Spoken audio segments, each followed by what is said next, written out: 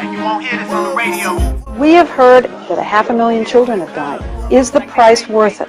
The price, we think the price is worth it. Listen, I really think the media is... Because they own this fucking place. It's a big club, and you ain't in it. You and I are not in the big club. Could you look me in my eyes and just lie to me?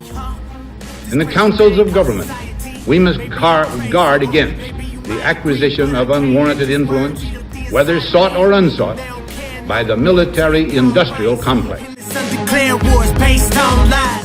They burn these fucking people alive because the message they want to convey to you is state power will always win. You're listening to Below the Tension Podcast. Open up your eyes, 'cause maybe it's our lies. I'm trying to make them break. How's it going, everyone? Thank you for joining me on another episode. You're listening to a Wednesday episode of the show on the 22nd of June. Thank you for joining me.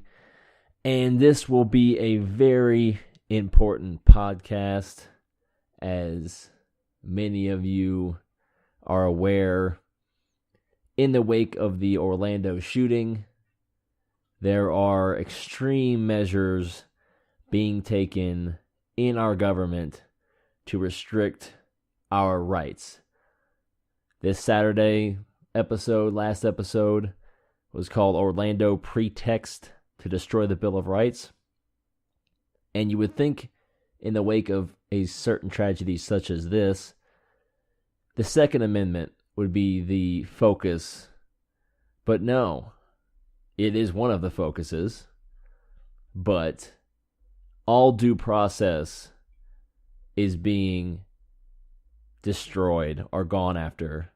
I would say due process, the right to due process, is being attacked even harder than the Second Amendment.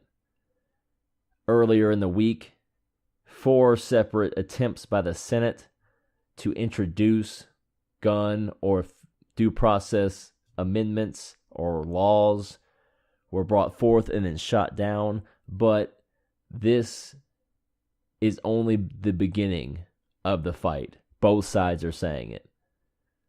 And I have some evidence here that even the Republican leader of the Senate is gearing up for introducing bills down the line. Now, as I said, the Fifth Amendment, due process, all of these are being targeted for elimination and to be abolished.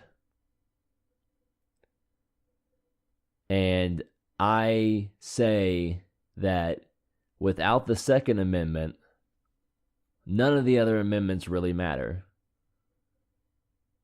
And the Second Amendment is without a doubt designed to repel and push back a overgrown, overreaching, overpowerful federal centralized government, without a doubt. Now, as of about 30 minutes ago, Justin Amash, who I quoted last week on last week's episode, please go take a look at that. It's on YouTube, Below the Tension, and on iTunes, Below the Tension. Justin Amash just put out on his Facebook, Democrats are staging a sit-in on the House floor. They refuse to leave until our Constitution replaces due process with secret lists. There is big pushes on both sides to not only restrict the Second Amendment, but to make people that are on this do not fly list or terror watch list have no rights whatsoever. They want to restrict your rights if you're on this list without a jury, without a trial, without a charge, without prosecution, without the right to defend yourself, without the right to face your accuser. Nothing. People don't know how they get on the list. People don't know how to get off. There's no process. And the response is, well, only a small percentage of the people on the watch list are Americans. So what? If one American has his rights violated without due process, that's a problem. How do you think 49 Americans are on the watch list at least? 49? Now, moving through the news here, I'm going to try to stay calm because the moves against the Second Amendment are always with the pretext of, we're not coming after your guns. We don't want your guns. We just want to restrict them. We just want to get rid of assault rifles. We want to get rid of high magazine clips. We want to get rid of certain types of ammunition. We want to get rid of this, that, or the other. But you could still have a gun. And that's simply not the case. Maybe no elected official is straight out saying that, but people on the left are screaming for it. Not a restriction, not a regulation. I have a stack of articles here where people are calling for the confiscation and outright ban of guns, plus to abolish the Second Amendment. So when anyone tells you, we don't want your guns, bullshit. Bullshit. Now, this podcast is affiliated with several websites. The first is Voices of Liberty, which was a Ron Paul pet project, which now features writers such as Walter E. Williams and Ben Swan and other big names. They carry my show. You can see my latest episode on their website, the Saturday show that I'm referring to. And by the way, that I feel was the best episode that I've done so far. Hopefully I can beat it. I am also affiliated with the Sovereignty Network, a community of journalists and content creators reporting the revolution of the mind. You can find my personalized website on their website, sovereigntynetwork.com/below the tension, and I am also affiliated with timetofree.us, a new community of anarchists. Comment on this podcast, visit their website, or tweet them at timetofreeus to find out more. Now, I'm going to get into some of the Congress news, and then I'm going to prove to you that this whole "we don't want your guns" is a load of bull. Senate votes down proposal to expand FBI surveillance powers. The U.S. Senate Wednesday voted down Republican-backed proposal to expand the Federal Bureau of Investigation's secretive surveillance powers after mass shootings in Orlando. The measure followed the Senate's rejection on Monday of 4 measures that would restrict gun sales. During Wednesday's vote, Senate Republican leader, now note this, Mitch McConnell, switched his vote to no, only to give himself the opportunity to bring up for consideration again these bills later this week. Now see, Mitch McConnell's so great, he voted no against these measures. That's just, he knew it was going to go down, it was going to fail, so that's the only reason he switched, so he could reintroduce it later on. The legislation would broaden the type of telephone and internet records the FBI could request from companies such as Google or Verizon without a warrant. The bill had expected to pass narrowly, but fell just 2 short votes required of 60. The future of the Senate proposal in the House is still uncertain, and that's what Justin Amash was just talking about a second ago, that they're having a sit-in. They're sitting in because they want to take your rights. They want to destroy due process, and they're throwing a fit, flopping around on the House Senate floor screaming that they want to take your rights. This is the leaders that we have. Flopping around, squawking on the House of Representative floor, crying because they can't take your due process of law. Sound ridiculous? It's because it is. Now, nobody wants your gun. Nobody wants your gun. We just want to this, that, no, but gun, you can have it. How many times has Obama said it? We don't want your gun. Harlan Ullum, it's time to require strict regulation on gun ownership. MSNBC's Alex Wagner, get rid of the Second Amendment. New York Times, revisiting the Constitution, do we really need a Second Amendment? Slate, what gun control advocates can learn from abolitionists. Slave ownership was once entrenched in American life, just as gun ownership is. Basically, abolish the Second Amendment, just like we abolished slavery. It's time to ban guns. Yes, all of them. Phoebe Maltz. USA Today, needed. Domestic disarmament, not gun control. I just read you a half a dozen, and that's just what came up this last week on a Google search. Good progressives, and you'll notice this guy does this Orwellian, like, mind control, Jedi mind trick. At least 3 or 4 times in here he says, good progressives do this, and good progressives do that, and good progressives do this. I just imagine, good, this is what you should do if you want to roll over on your belly and soil yourself. If you want to just be subjugated to everybody, this is what you do. That's what a good progressive would do. Good progressive persons are calling for some measure of gun control. They may well know in their heart of hearts that even these good measures are enacted, they will do little to reduce gun violence. See, I love it when the left gets honest, because their ridiculousness comes out to play. This guy is an honest leftist. This guy's an honest Democrat. So props to you, whoever your name is, professor of international relations at George Washington University. Oh, great. This guy is being honest. He's honest that gun control measures will do basically nothing to help curb gun violence.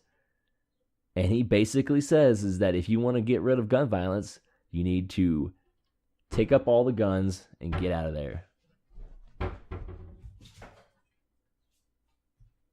Honest leftist. Universal background checks for gun buyers is a fine idea, but of limited value in a nation which its citizens already own 250 million guns. If this guy wasn't... If you took out the disarmament part, it would sound like a gun rights article, wouldn't it? Honest leftist. More than one for every adult. Providing more mental health treatment is always a good idea. But if you believe that one can tell which mental patients will resort to mass shootings and the ones that could be helped by therapists, there are several Brooklyn bridges that I would like to sell you.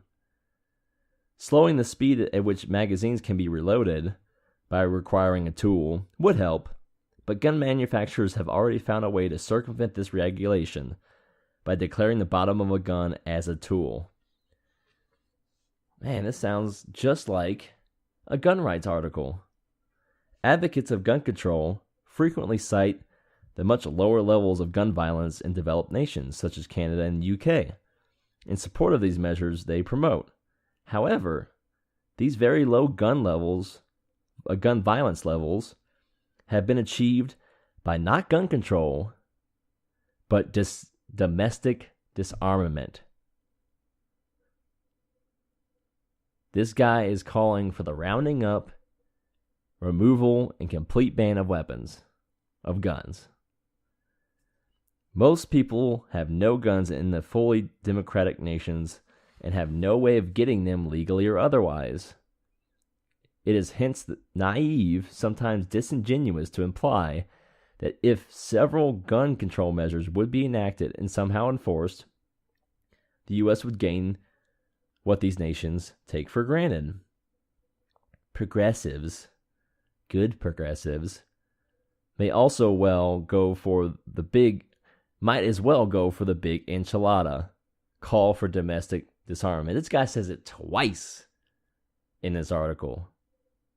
One may say that the Supreme Court recently reinterpreted the Second Amendment to mean that the individual has the right to own a gun. This suggests that we may have to get this domestic disarmament through the back door. Wow. If that doesn't make you question every time a Democrat says we don't want your guns, but we want to do X, Y, and Z.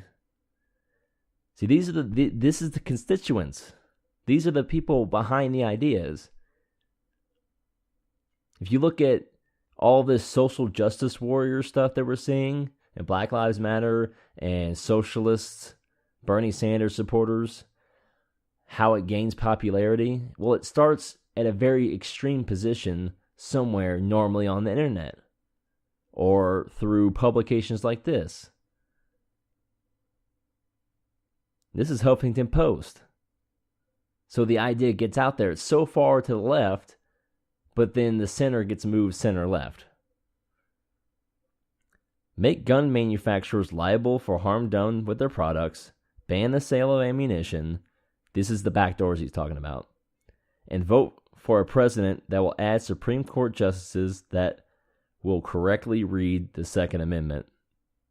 Above all, domestic disarmament is a true, compelling vision which cannot be said about the small gun control measures that are currently being promoted by some of the most enlightened people among us. Wow. Incredible revelations. Incredible. But nobody wants your guns. Nobody. Absolutely nobody. You're crazy. Wow. Now, this is going to be a kind of a abbreviated episode, but I have one more thing I want to talk about, and this is the Brexit, the Britain leaving the European Union. And as all of you are quite aware, the British legislator who was shot and killed, by the way, UK is a gun-free zone. Can't own guns there. Well, you can have them for hunting and they're locked up in an armory. But anyways, the point is that for all intents and purposes, you can't own a gun there. This lady was stabbed and then shot and killed. But I thought nobody can own a gun in the United Kingdom. What happened? Didn't he know that Britain was a gun-free zone? What? Anyways, so she was shot and killed, and then they later blamed it on this right-wing extremist nationalist that was for the out side of the Brexit.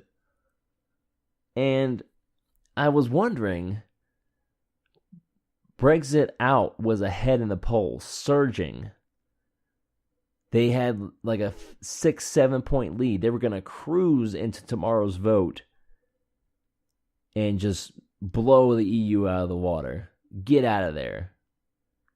And then all of a sudden, a guy who is on the outside, quote unquote, outside of the debate, goes and blows her away. And now, magically, UK Remain camp gains ground in EU poll. Bookmakers lengthen Brexit odds. Wall Street Journal, stocks climb as Brexit outlook steers markets towards in. What? Isn't that just convenient? A right-wing nut job just so happens to kill one of the opposition leaders that wants to stay in, while he's ahead 6-7 points, cruising to victory tomorrow. They suspended the vote for a couple days. And now it looks like that Britain's going to stay in the European Union. Whoa. What a coincidence. Isn't it? I think I'm getting more and more tinfoil hat as things go along. That's all I had for you guys this week. I will not be back for the Saturday or Wednesday show of next week. I am going to be on vacation. I apologize, but I will be back Sunday. I fly back in next Saturday, so I'll probably just do the Saturday show on Sunday. But either way, I will be back the week after next. I appreciate you guys listening, and you guys have a nice day.